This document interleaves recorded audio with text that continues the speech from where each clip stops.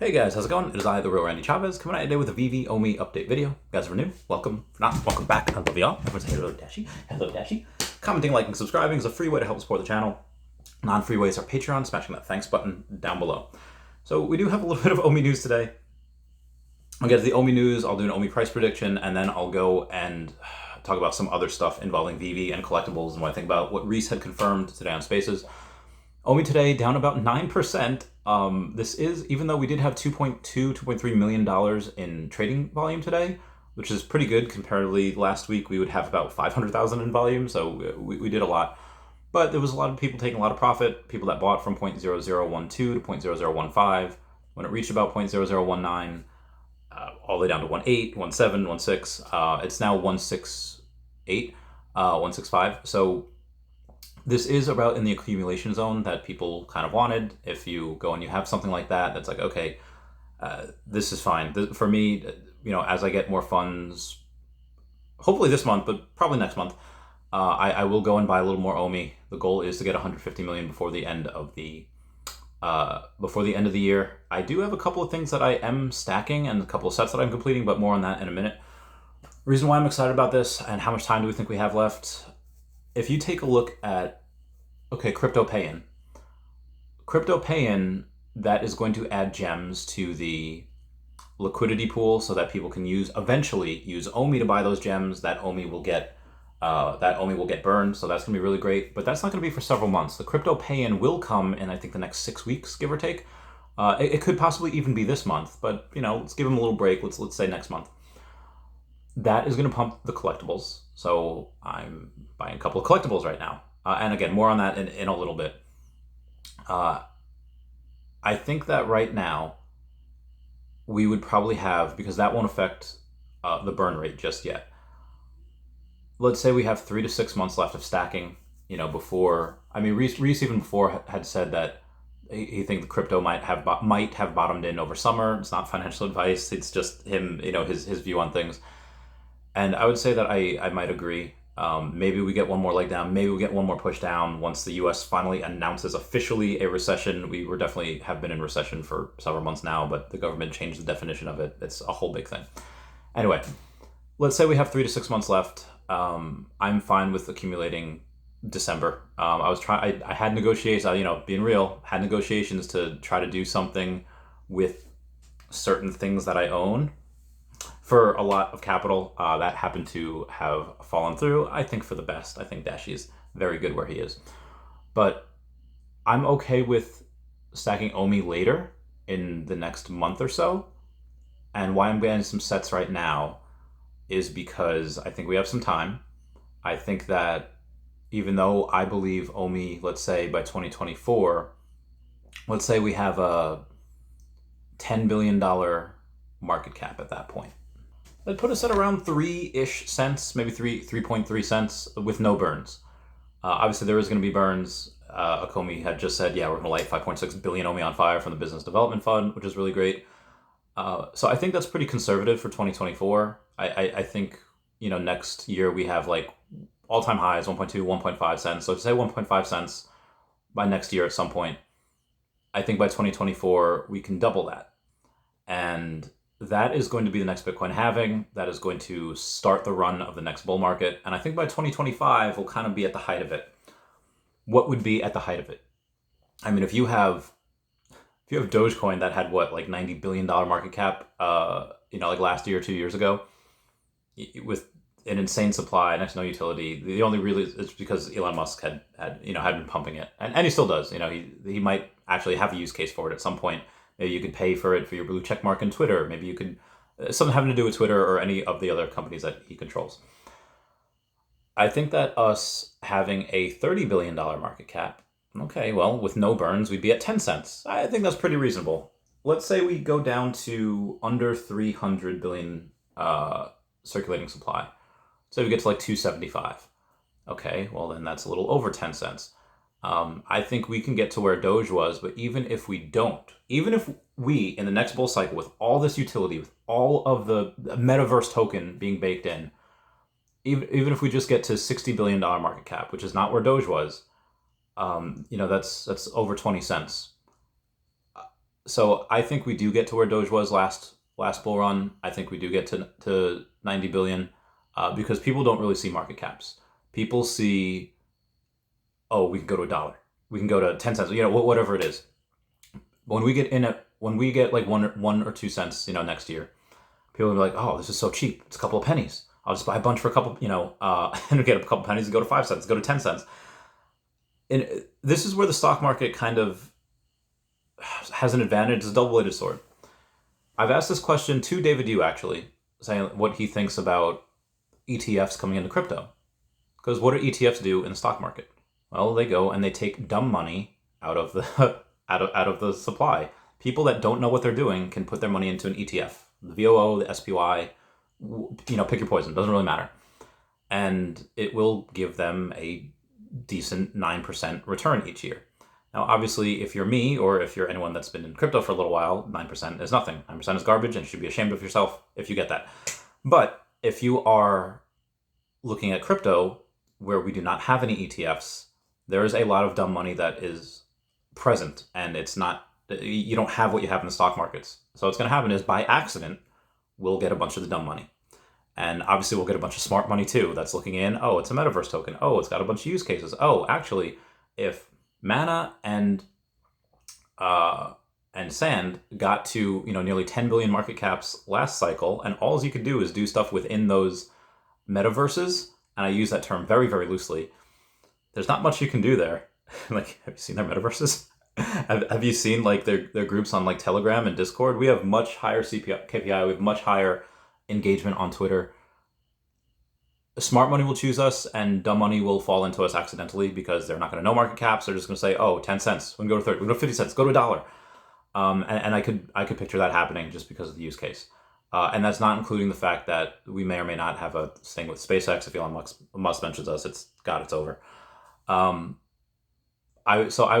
safely, in my opinion, I would say my base case would be about 20 to 25 cents for 2025. My bull case is probably around 35 to 50 cents. And my bear case, in case they say, hey, none of this is, we have to roll back some of the things in OUP, and maybe only half of the stuff gets implemented.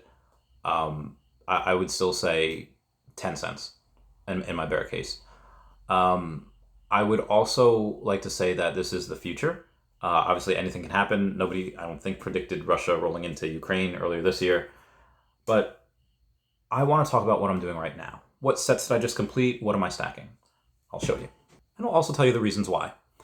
On Twitter before, I had asked Reese, saying, hey, for season 5, when we go into, or not season 5, season 5 for OMI staking, which let's say if we get OMI staking starting the first quarter that we're going to stake is season 1, let's say it's Q3 of next year, which would mean that season 5 would be 5 quarters later. It'd be Q4 of 2024. That's when it would end, and that's when we would be able to redeem our golden tickets that you get from staking, whether it be tier 1, tier 5, whatever.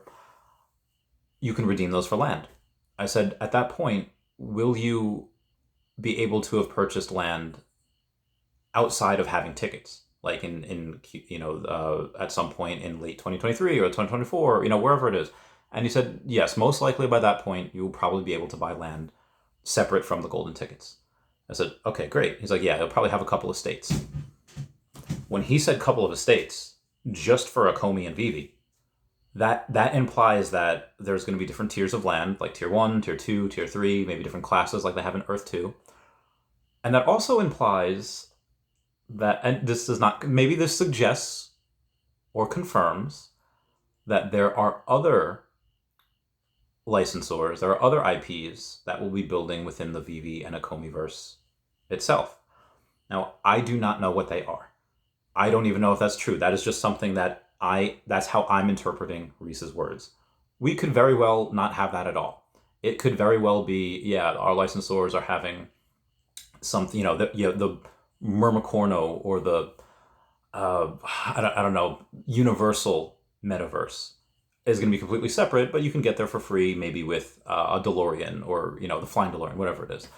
I don't know. I don't know what's going down on that Veveverse demo, but I would say that it's not outside the realm of possibility for other metaverses to be in ours.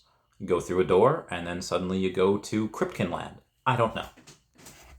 What I do know is that before we had somebody on Twitter go and say, should I get a second R2-D2 or a third C-3PO? And Brock McBlockchain says, get your 100th Myrmicorno. And he trolls a lot, and he's often very hysterical and funny. And but every now and then there's a hint of truth in what he says. Maybe, just maybe, that some of the bigger licensors like Disney, which had already filed for their metaverse separately, maybe they're waiting to see how other smaller IPs metaverse do in ours. So I like season 1, and I like certain things that seem to make sense, and I went and got my 49th and 50th set. I completed my Unicorno and Myrmicorno sets. Season 1, I do not have any. I have one Myrmicorno for Series 2, but I completed those sets because I thought, okay, hey, they do look very, very similar to the Mighties. They do look like they're easily gamified, and well, Rhythmo already goes, nay, it already does a thing. So I was like, okay, racing isn't that hard to do. Racing is not, is not a very hard game to make. So I already have the cars. I have the DeLoreans, and the Flying DeLorean as well, and I have the Ecto ones, and then I have one of the Aston Martins, and I have the kit car, and I have a bike. So I have those covered. But I think that when you go back in time, Ghost Rider doesn't have a motorcycle. Ghost Rider has a horse. You go back later in time, Ghost Rider doesn't even have a horse. He's on a flaming mammoth. That's hella cool. It's like the BC Avengers. It's heckin' awesome. So when I think about that, okay, well, having horses or Myrmicornos, they should be pretty easily raceable. So I bought those. Chavez, didn't you mention the Marvel Mighties as well? They could be gamified. I mean, listen, I don't know if they are. I don't think you're going to be riding on a Deadpool Mighty, but they do look fairly easily gamified as well. And Disney is very separate from Marvel. Apparently, the Marvel license and the Disney license did not go hand in hand. They were separate. So I took one of my favorite characters, Deadpool, and I decided, okay, what's one of my favorite variants? It is Lady Deadpool. So I wound up getting my 31st Lady Deadpool. I have 4 out of the 60 or 59 sub 100s. And I have all the Marvel Mighties. I think those are good. I do think that there will be, again, I could be completely wrong. Season 1, you could have Powerpuff Girl Land for Cartoon Network, and I don't have any of those anymore. I should. I'm very, very bullish on season 1. But all that I'm trying to say is that there will most likely be some things in the Veveverse that are not our own IP, that will be others' IP. What's it going to be? I think Powerpuff Girls, again, I don't have any of those, but I think those are probably ones that could also be gamified as well. They look, pretty cute and chibi, and like they could be gamified. Now, maybe the collectibles and the ability to be gamified has nothing to do with the collectibles. Maybe if you have one, you get a skin, and then in that skin you can do... Maybe that's what it's like. Maybe it has nothing to do with whether they could be gamified on their current models or not. Maybe it's just a stock car, but now it's an Ecto 1, now it's a DeLorean, now it's whatever it is. But I believe that there will be other IPs inside the Veveverse, and I believe that, I could put everything into one thing. Alligator Loki to the moon.